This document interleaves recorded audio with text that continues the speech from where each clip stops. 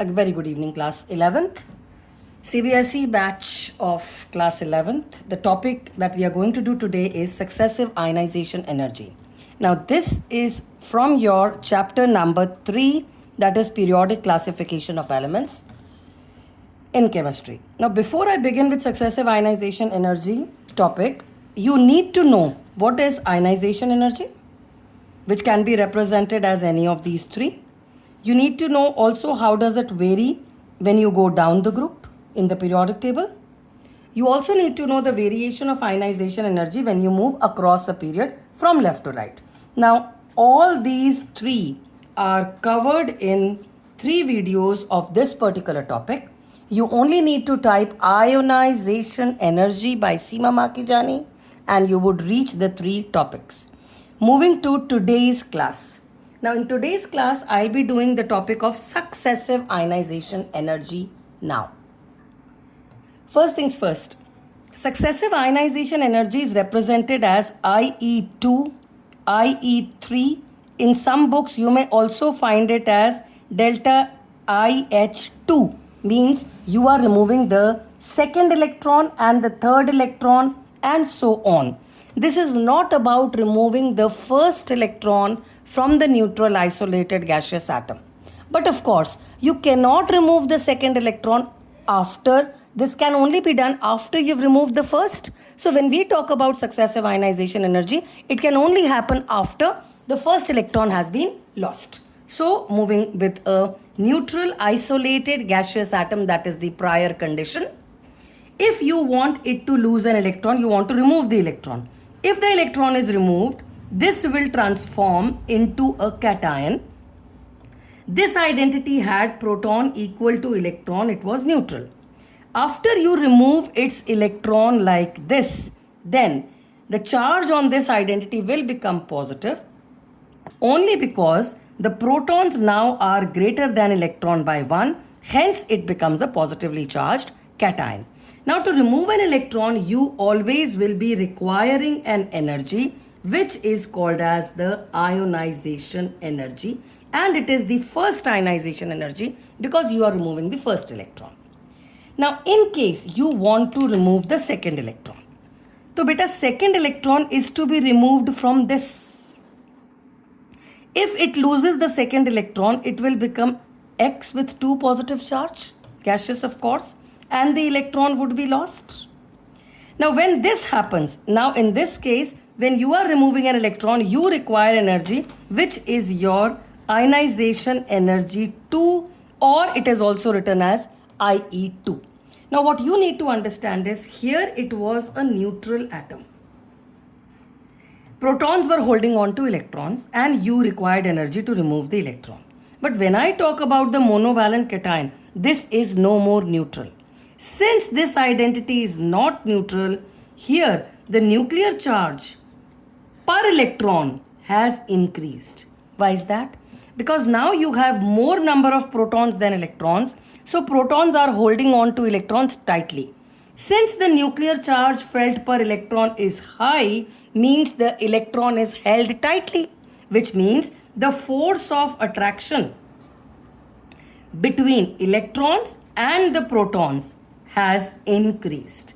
And if that has happened, the removal of electron will be difficult. Agreed? It will require more energy. Hence the conclusion is that your IE2 in comparison to the ionization 1 will always be higher. So the statement is successive ionization energies are always higher. Because the second electron will be removed from a cation which already has protons more than electrons, so the electrons are more tightly held, so the energy required to remove the electron is going to be larger. So always, as compared to ionization 1, your ionization energy 2 would always be greater. Alright? The answer should have the keywords as nuclear charge felt per electron increases because protons are now more than electrons. Force of attraction between electron and proton increases. Hence, the removal of electron is difficult. Therefore, energy needed to remove second electron is always higher than the first electron. Is that clear? We'll do a few questions on it now. Have a look at the question. You have to compare ionization energy 1 and ionization energy 2 for sodium and magnesium is the question. Which means पहले एक electron निकालो फिर दूसरा electron निकालो. This is sodium atom and this is the electronic configuration. Without the electronic configuration, it will be difficult for you to understand. Now, I need to remove this electron, so I require ionization energy 1. After the loss of electron, that means you remove an electron and it becomes a sodium positive ion, a monovalent cation. And the configuration, because you will be removing this electron, so you are left with 1s2, 2s2, 2p6. Now I need to remove the second electron. Now to remove the second electron, the energy is always higher as we just did for successive ionization energies. But this successive ionization energy 2 is much more higher. Can you think of it? Why is it much more higher? What is so special about Na positive that the removal of second electron will require a much larger energy? Stop for a minute and give it a thought. And I hope you come to a conclusion. I give you the conclusion. This has a noble gas configuration.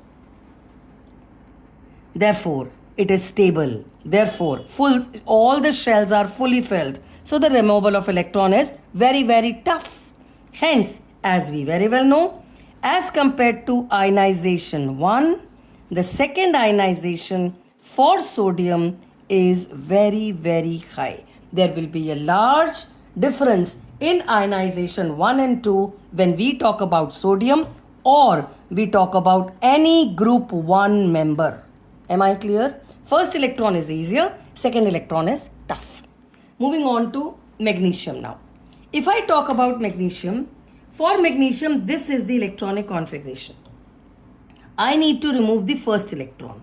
So again the ionization energy required is 1 and I remove this electron. This goes. After the loss of electron, I end up in this configuration. Now I want to remove the second electron. Now, if I want to remove the second electron, can you comment? What do you comment about the second ionization energy? Of course, the second ionization energy is higher because the number of protons is more than electrons. When you remove the electron from a cation, it is difficult. But for the removal of second electron, can you think this second electron is easily removed as compared to this situation? Here it was a noble gas. Is it a noble gas here? No.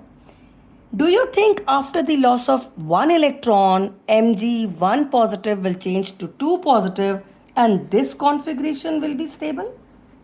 If yes, that means ionization 1 of magnesium is lower than ionization 2 of magnesium, but the ionization 2 is not much higher. It is higher but not as high as was in group number 1. So the energy gap between these two is less. Energy gap between these two is very high. Now we need to compare between these two. If I want to compare between these two, that is ionization 1 of sodium and ionization 1 of magnesium, which means I am focusing on this section. I have to remove this electron and I have to remove this electron. Now which is going to be easy? And the answer is for sodium the electron removal is easy. And why is that? There are two ways of answering it. One, after the removal of one electron it becomes stable, so the electron loss is easy. After the removal of one electron it does not get any stable configuration, so this does not easily lose electrons. Or else, do you agree that sodium and magnesium are in the same period? That is the third period, that is the highest principal quantum number. Out of sodium and magnesium, which is smaller? Can you give me the answer? Which out of the two is smaller in size? The answer is magnesium. If magnesium is smaller in size, do you get it? The removal of electron will be difficult. So whether you talk about electronic configuration, that this can easily lose electron and become stable, or you say that this is larger in size as compared to magnesium. Therefore, electron removal is going to be easier for sodium. So the ionization 1 of magnesium is higher than ionization 1 of sodium, and the answer is sodium is larger than magnesium. That is one way, or you can also use the answer in terms of electronic configuration. Moving on to second comparison, I need to compare these two now. The second ionization removal of electron is what I need to compare. Now for sodium it is extremely high because it has become a noble gas configuration. But for magnesium it is easier because you are still in the third shell. Here the electron is to be removed from the second complete shell. Whereas in this case the electron is to be removed from the third S subshell, and after losing this electron, this is going to become stable. So removal of this electron is easy, while removal of this electron is extremely difficult. So if you want to compare these two, you very well know second electron removal from sodium is going to be very difficult, and the reason is that sodium positive has inert gas configuration.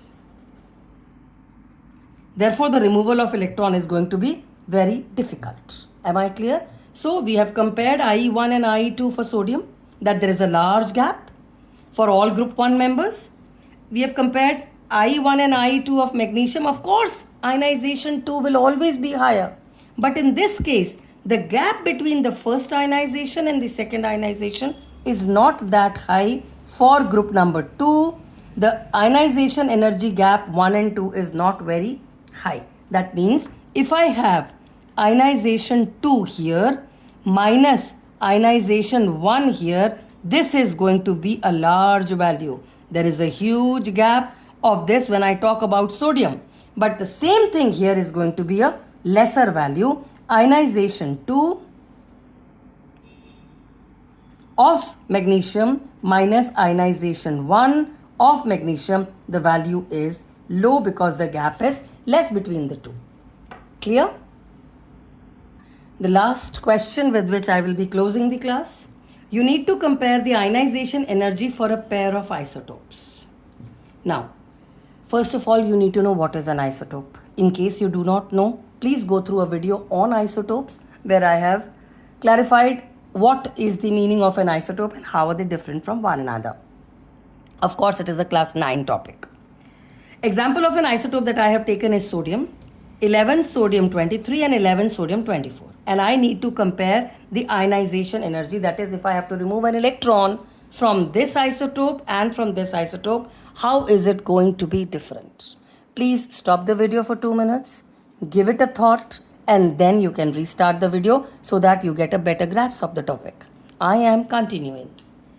When I talk about this, if we talk about the number of electrons, it has 11 electrons because this is the atomic number. This also has 11 electrons. Talking about protons, there is no charge. Electron and proton therefore will be same.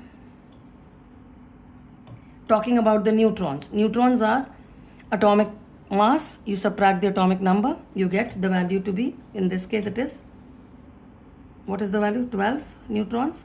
In this case it is 13 neutrons. So actually a pair of isotopes differs in number of neutrons, does not differ in number of protons, does not differ in number of electrons. Now, if the electrons are same, therefore electronic configuration is same.